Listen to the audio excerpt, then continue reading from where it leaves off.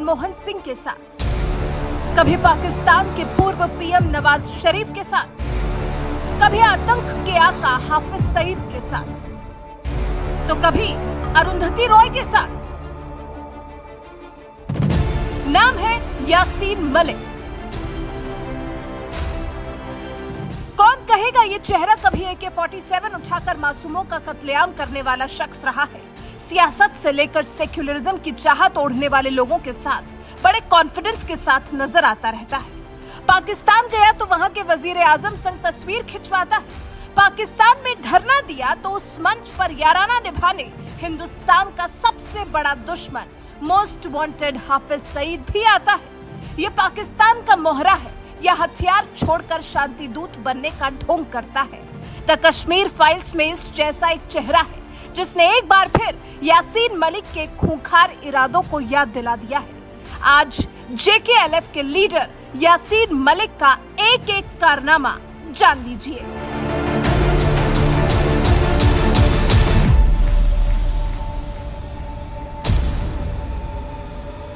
यासीन मलिक का जन्म 3 अप्रैल 1966 में श्रीनगर के मायसूमा में हुआ।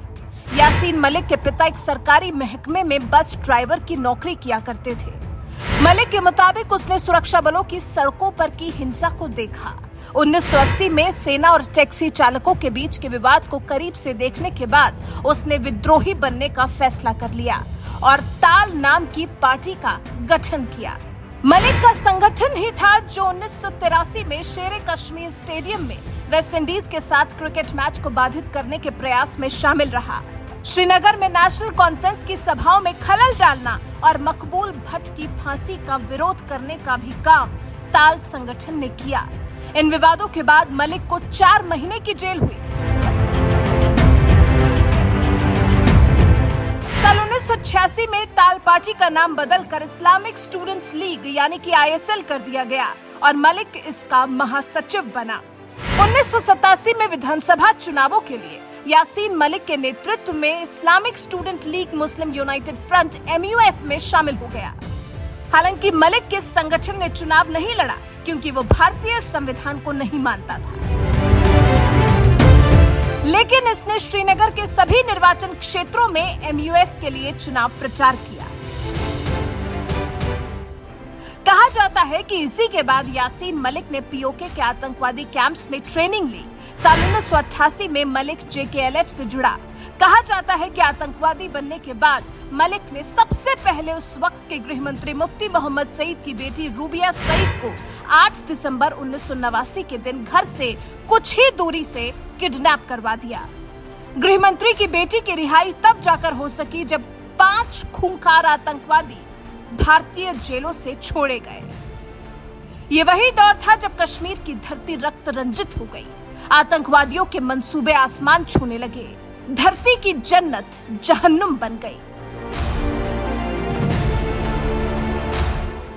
यासीन मलिक पर 25 जनवरी 1990 में भारतीय वायुसेना के जवानों पर आतंकी हमले करने का आरोप है। इसमें वायुसेना के स्क्वाड्रन लीडर रवि खन्ना सहित 4 लोगों की मौत हुई थी। मलिक पर पाकिस्तानी आतंकियों के साथ संबंध रखने के आरोप लगातार लगते रहे। 1990 में कश्मीरी पंडितों का कत्लेआम कर उन्हें कश्मीर से बेदखल करने के आरोप मलिक पर ही है। कहा जाता है कि बिट्टा कराटे ने यासीन मलिक के कहने पर ही 40 कश्मीरी हिंदुओं को मार डाला।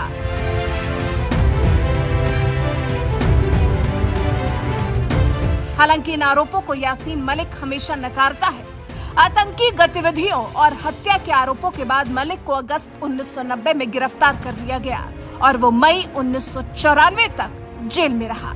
मलिक जब जेल में जमानत पर छूटा तो उसने हथियार छोड़कर अपनी पार्टी JKLF को राजनीतिक पार्टी का रूप दे दिया। यासीन मलिक 1999 और 2002 तक जेल में रहा। 2002 में उसे पोटा के तहत गिरफ्तार किया गया।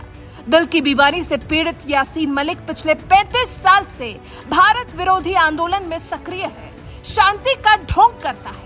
इसी ढोंग की एक तस्वीर साल 2006 में तब वायरल हुई जब वो उस वक्त के प्रधानमंत्री मनमोहन सिंह से मिलने प्रधानमंत्री आवास में आया। आज भी इन तस्वीरों पर कांग्रेस को जवाब देते नहीं बनता है। कुछ ही वक्त पहले यासीन मलिक के साथ मनमोहन सिंह की मुलाकात और कश्मीरी पंडितों की किलिंग पर वित्त मंत्री निर्मला सीतारमण ने कांग्रेस पार्टी को लोकसभा में आड़े हाथों लिया। जो इंडियन एयरफोर्स के ऑफिसर्स को खुलेआम उनके बीवी बच्चे के सामने मराया, वो एक प्राइम मिनिस्टर उनको बुला करके शेक हैंड किया है। कांग्रेस के प्राइम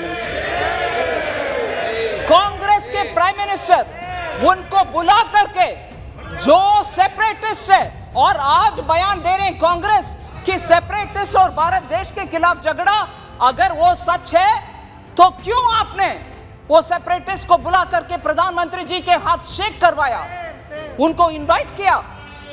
क्या सच है? आप एक समय बोल रहे हो कि ये नहीं हुआ, दूसरा समय आपके चीफ मिनिस्टर भाग गए देश छोड़ करके, तीसरा ये लोग भाग करके दिल्ली आकर के शरणार्थी बन गए उन्हीं के अपने देश में। फिर कल सुबह तक कांग्रेस का ट्वीट्स में ये आ रहा है कि सेपरेटिस्ट के खिलाफ, भारत देश के खिलाफ झगड़ा हो रही है, ये सेपरेटिस्ट वर्सेस भारत देश है। अगर वो सच है, फिर क्यों सेपरेटिस्ट को आपके प्रधानमंत्री जी के पास लेके गए, जो हमारे एयरफोर्स के लोग को मराया?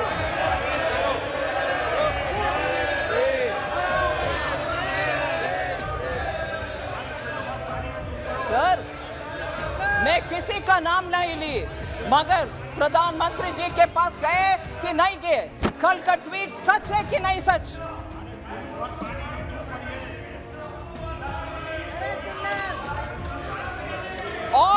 और सर, मैं ये भी बोलूं, ये सुन लीजिए, जरूर ये सुनिए, ये सेपरेटिस्ट एक विदेशी टेलीविजन चैनल में, जाकर के कंसीड किया, माना कि हाँ, मैं एयरफोर्स के अधिकारी को मराया। 2009 में यासीन मलिक ने पाकिस्तान की रहने वाली मुशहाल हुसैन के साथ शादी की। मलिक की पत्नी लंदन स्कूल ऑफ इकोनॉमिक्स से पढ़ी है। हिंदुस्तान के खिलाफ मुशहाल के अंदर भी उतना ही जहर भरा है जितना मलिक के अंदर। यासीन मलिक की एक बेटी रजिया सुल्ताना है जो साल 2012 में हुई। साल 2013 में जब मलिक अपनी बेटी और बीवी से मिलने पाकिस्तान गया तो जमात-उद-दावा चीफ हाफिज सईद के साथ ये तस्वीरें वायरल हुई, जिसने मलिक को एक बार फिर कटघरे में खड़ा कर दिया। वो भी सोचिए, तब पूरी दुनिया जानती है हाफिज सईद के इशारों पर ही मुंबई में 26/11 जैसे टेररिस्ट अटैक हुए और सैकड़ों लोगों की जान गई। लेकिन सुनिए, इस मुलाकात पर भी एक चैनल को यासीन मलिक ने क्या सफाई दी।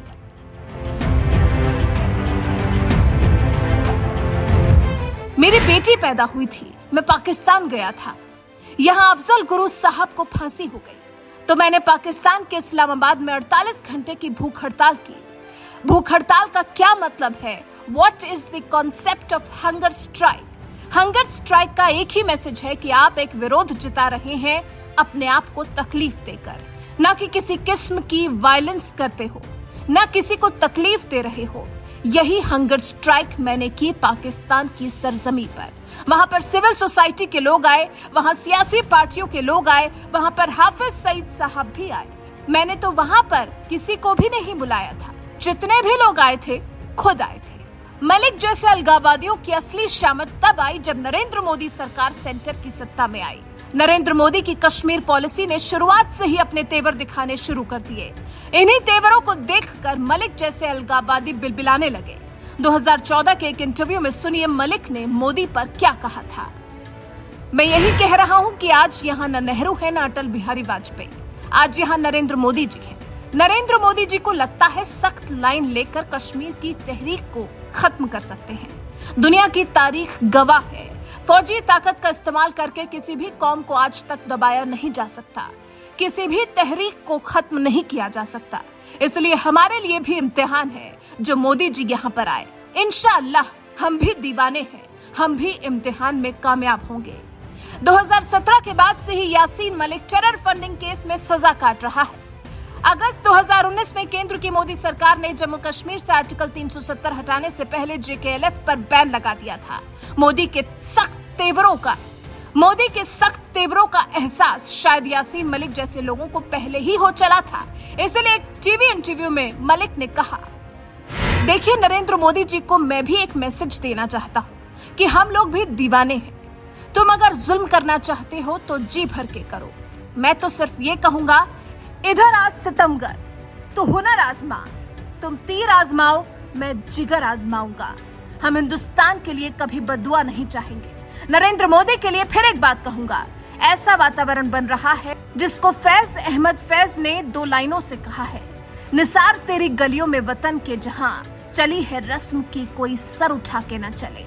जो कोई चाहने वाला तेरे नजर चुरा के चले, जिस्म और जान बचा के चले। मुझे लगता है नरेंद्र मोदी जी ऐसा माहौल बनाना चाहते हैं, लेकिन हार्ड लाइन लेकर वो किसी तहरीक को खत्म नहीं कर सकते।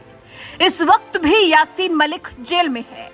उस पर मार्च 2020 से टेररिस्ट एंड डिसर्प्टिव एक्टिविटीज एक्ट यानी कि टाडा के तहत केस चल रहा है। मलिक पर 25 जनवरी 1990 के दिन 40 इंडियन एयरफोर्स जवानों पर श्रीनगर के रावलपोरा में हमले का आरोप है। इस हमले में 4 एयरफोर्स के जवानों की मौत हुई। तो ये कहानी थी मलिक की, उसके दिए जख्मों की, जो द कश्मीर फाइल्स रिलीज होने के बाद जन जन की जुबान पर लौट आई है।